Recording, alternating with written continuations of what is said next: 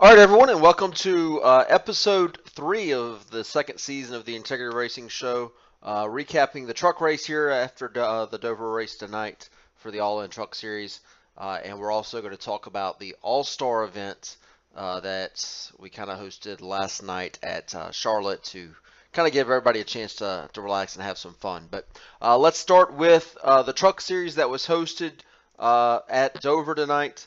Guillermo Alvarez takes the victory, snatches it away from Jacob Fife, and I'm sure we'll discuss that in a little bit of detail later on. A good win for Guillermo, obviously one of the more popular drivers on the circuit.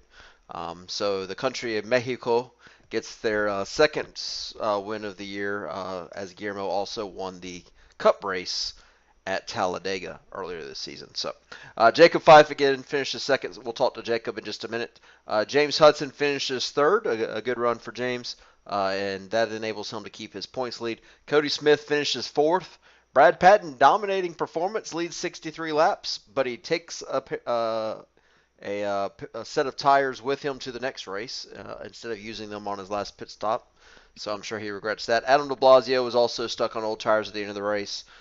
Brian Terry finishes 7th. Maxime Theriault, a good run for him, finishes 8th. Great run for Greg Trio. I'm sure he's excited about getting a top 10 in 9th. And then Matt Wright, who was probably the fastest truck but missed the start of the race, battles all the way back to finish 24th. So, Jacob, a great race for the league. This is back-to-back weeks where the race, the IRL Truck Series, has had very few cautions. 150 laps tonight, only 2 cautions.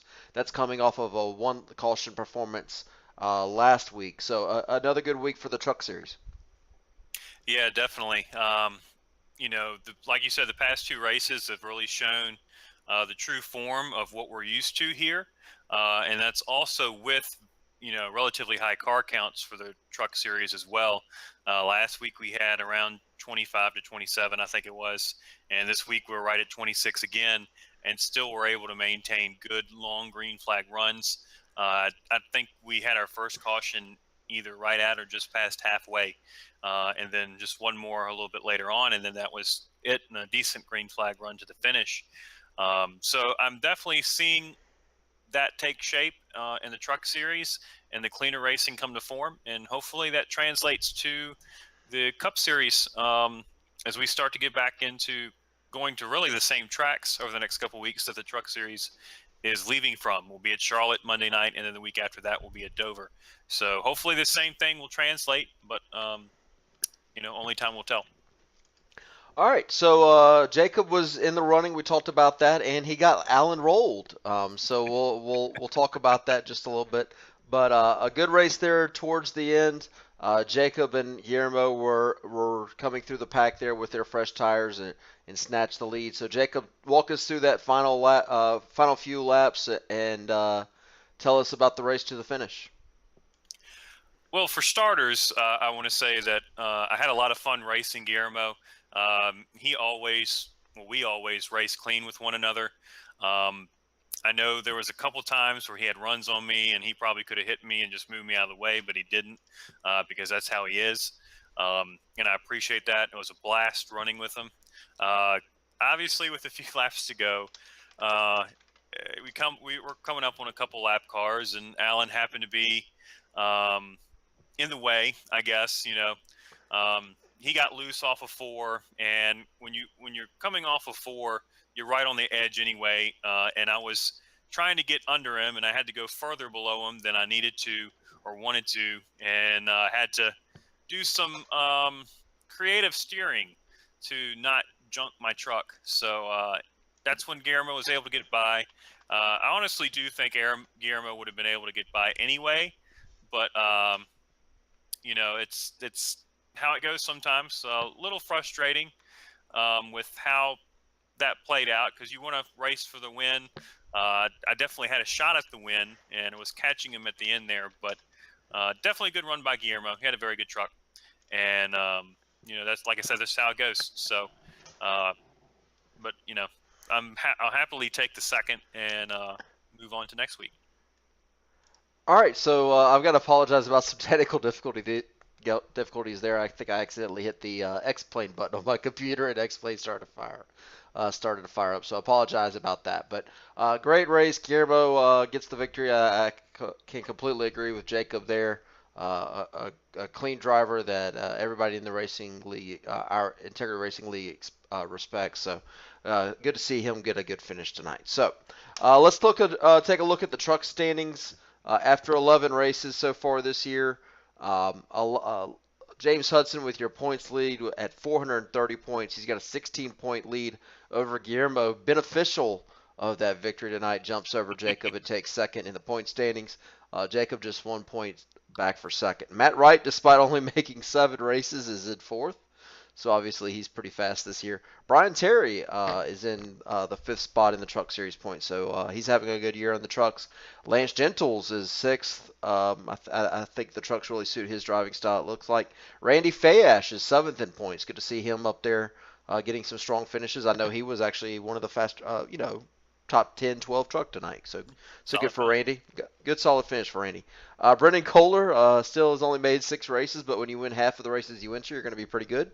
So he's 8th in points. Josh Buckley 9th. Greg Trigo 10th. So Jacob, as you look at the point standings, you fall down from 2nd to 3rd tonight, but overall it's a pretty diverse group of drivers there in the top 10, and some different driving styles and some people that are just consistently week in and week out, maybe not winning races, but consistent throughout the season. Yeah, I'm gonna blame my losing my position to Alan too. It's his fault. No, obviously, yeah, we the drivers you see up at the top of the standings are really good in either series. So if they show up every week like they have, they're going to be contenders to run for the championship.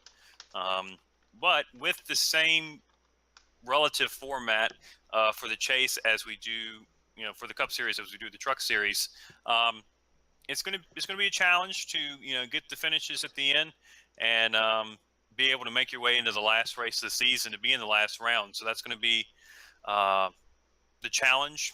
It's what anything can happen. So if it's just a matter of getting into that first round in the playoffs itself, and then it goes from there. So obviously, like I said, these guys are very good. You got a couple guys who, if they make the minimum starts, have wins and can get into the playoffs. So they'll definitely play a factor, even if they have less starts. So that's definitely a challenge, and it's going to be interesting to see what happens. It will be interesting to see what happens. And talking, a nice little transition when you say the word interesting. We had a very interesting night last night with the Tudor Green, Todd Thomas hosted Integrity Racing League All-Star Race. We had 19 drivers come out, which is good. I would like to have seen a few more, but 19 is not a bad number. And a very fun atmosphere. I think everybody took it for what it was. It was meant to be a fun race, which brought the addition. The first part of the race was no rules qualifying took place. All drivers had admins, so they could clear their black flags, which allowed me to go through the infield, road course, ride around backwards, take people out. There were literally no rules in qualifying. Jacob, you got to take part of that. Is there any chance whatsoever, that we can convince you to bring no rules qualifying to an official race? Well, when your feet get cold from hell freezing over, then maybe possibly. But other than that, probably not. It's just it's a little much for an official race, but it was a lot of fun. I have to say, it was a lot of fun to do it last night, and definitely, like you said, something different and something on a much more relaxing scale than what we're used to doing in a Cup car, for sure. So, first of all, I do want to say thank you for hosting it and taking the time out to do all the admin stuff that went along with it. I know, as you probably figured out, you probably got a taste of my medicine on most weeks, that it's not quite as easy as most might seem to do. And you had a lot more admin stuff to do during the course of the race than even what I usually do. So I appreciate that. But the queue was fun. And the racing itself, when we had green flag runs, was actually a lot of fun. And going down the pit lane at unlimited speeds and all that stuff was definitely some extra added elements that we don't normally get to do, and some interesting racing to go with it. So it was definitely a lot of fun, and I enjoyed it. Yeah, so Jacob kind of alluded to it. The race was set up into three different segments. In both of the first and the second segment, there was a required green flag pit stop for four tires with no speed limit. So everybody in the race server was given race admin privileges and was able to fly down pit road and clear their black flags and do that on exit, which I think was something that everybody enjoys doing. Unfortunately, it's kind of hard to mimic that in iRacing for qualifying because it disallows your lap time even if you do clear the black flag. So we just threw it into the race. I think everybody enjoyed that aspect of it. We did a lot of different stuff with restart cones, which got a little crazy there where we tried to set up restarts. Maybe not the best idea in the world ever. The inversions worked pretty well. We had, I would say the same thing that Jacob did. When we had some green flag racing, maybe in the first two stages, really fun, really exciting. I think everybody really enjoyed that. The last stage, once we started, getting to the nitty gritty and people started wrecking a little bit more, maybe that wasn't as fun. But that's any race you enter. Once you have some green flag runs, it's a lot better. So let's kind of if I as a last word on the All Star race, thanks to everybody that came out. It's something that I wanted to do to just give everybody a chance to just go out there and do something zany and fun and different. And I hope that those that came enjoyed it, even if maybe they didn't have a great finish.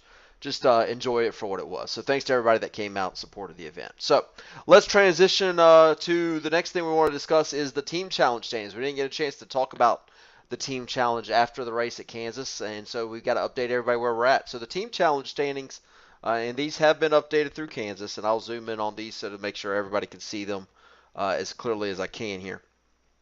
Looks like Lockdown Orange with 0 wins on the year is up there at top of the standings. So pretty Yeah. consistent team. Triple Six Motorsports is in second place, 10 points back.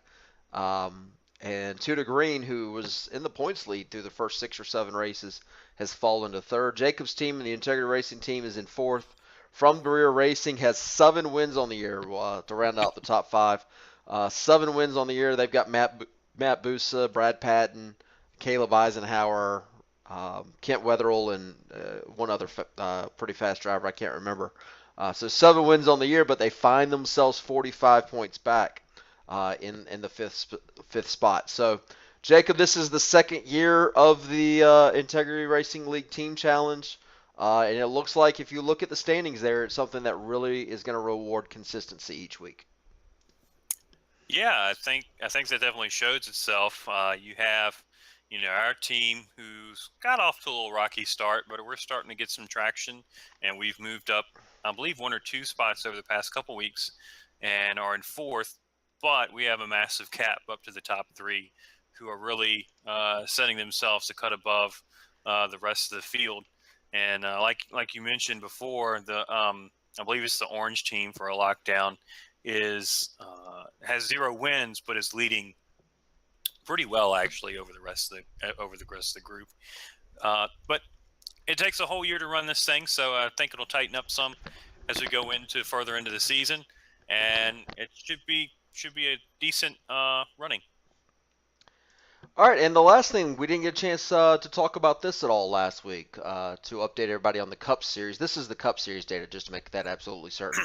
But the last thing that we haven't had a chance to update everybody on in the Cup Series this year is the Rookie of the Year standings, the Shane Ashmore Rookie of the Year standings. We'll zoom in on this a little bit. Brad Patton is tied with Nick Tarabuch for the lead in the Cup Series Rookie of the Year. So that's it's a pretty good showing for Nick up there with Brad.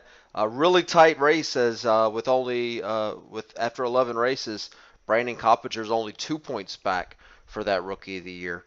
David Radler is fourth, 8 points back, and then Joe Lawrence and Caleb Eisenhower tied for fifth, 17 points back. So a very, very tight race, especially amongst those top three or four for the Rookie of the Year. And this is a lot different than what we saw last year, where Adam de Blasio really kind of took off and ran away from the field for the Rookie of the Year. This year, Jacob, we're seeing a lot more compact of a race up top. Yeah, that's for sure. I think along with that, you see a lot of talent. Just because these guys are pros or black stripes in a couple cases. They're new to the league, so they're running for quote unquote rookie of the year, however crazy that might sound. Um, so they're talented, and Brad's definitely included in that.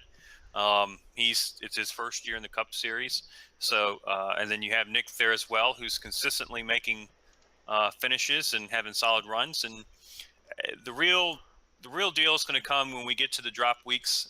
Once they get to 17 starts, after that point, the lowest totals start to get dropped, and I think you'll really start to see the cream rise to the top, so to speak, because you have a couple of guys further back in the field who are just as talented but have less starts. So once they start to catch up, I think we'll really start to see the standings tighten some. So that'll definitely be a good competitive rookie of the year battle throughout the year.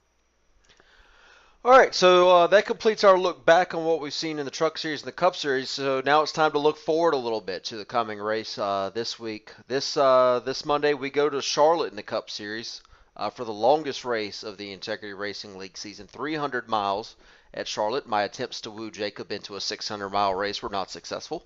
So we'll be doing 300 laps at Charlotte, or excuse me, 300 miles at Charlotte, which will be 200 laps. Again, the longest race of the year. Jacob, for me, the biggest thing that I'm going to be looking for is how much that track is going to change. We've seen in the Integrity Racing League, we've gone to places like Texas and Atlanta, where we've seen the track. Vegas was one where we saw the track change a little bit. Hopefully, we're going to see the same thing at Charlotte if we get some green flag runs and we can run a decent green flag run over the course of that 300-mile race. Yeah, the one thing I'm curious to see to go along with that would be how does the track changing work at nighttime? I don't think we've really raced a race yet at night on a 1.5-mile track. So that's going to be telling, to see if it works the same way during the day as it does at night, or the other way around, excuse me. So that's what I'm curious about. I think we'll have enough laps and enough cars, obviously, to test it. Hopefully, we'll have some green flag runs throughout the course of the race, as we had in the Truck Series last week. And it's going to be a fun race. I hope to see a bunch of different lines. I think what I kind of gathered from doing the fun race that we did last night is that beyond the fact I'm slow after 15 laps, is the car gets really tight as the run goes on. So it is going to be about managing tires. It's going to be about trying to find a lane, if you can, that works for you and can make your run last a little longer. And just how do you play that strategy if we start to get green flag pit stops and things along those lines? How do you play that strategy to keep yourself up front and not lose a lap or get caught a lap down if a caution comes out and things along those lines? Absolutely. The Charlotte race is always one that usually has at least 2 or 3 green flag pit stops. The field can typically get spread out. There's a lot of grip at Charlotte, so you can usually take pretty good care of their cars.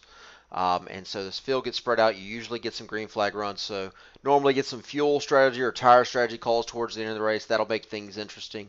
And we haven't yet, as Jacob alluded to, had a night race since we've gone to this 0% track model at Charlotte to see how that's going to impact the different groups. So it should be an interesting race. That's Monday night.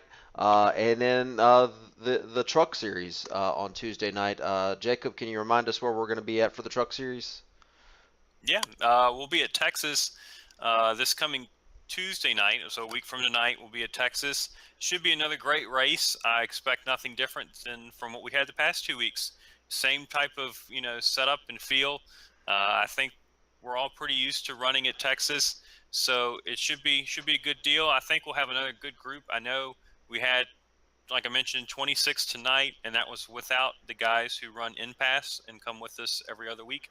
So I'm expecting a really good field, and I hope everybody's able to come out and join us for that. All right, so that's going to conclude episode 3 of season 2 of the Integrity Racing Show. Like Jacob said, we'll see you hopefully next Monday night at Charlotte and next Tuesday night at Texas. So thanks for watching tonight.